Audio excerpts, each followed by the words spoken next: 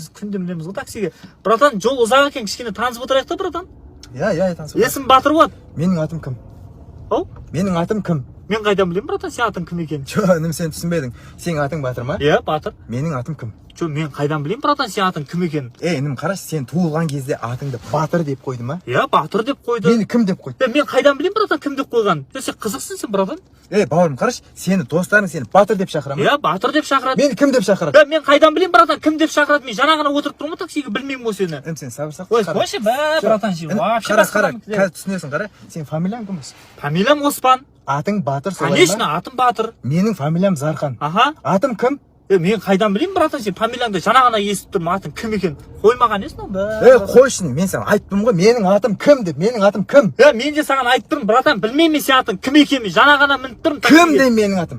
Білмеймін де кім екен, братан? Қойш, басты атыма сұқпашы, қызыл екенсің сен, братан, өзің де нерпі. Тоқтаса енді. Тоқтап тұр қой, сұқпашы. Өзің де қызыл екенсің, өзің атың өзің білмейсің ба? Кім-кімді шулай айтып тұрмын ғой саған, менің атым кім деп. Братан, білмеймін де мен сен братан, білмеймін, қызық адам екенсің. Қызық екенсің, мен қызық.抖音。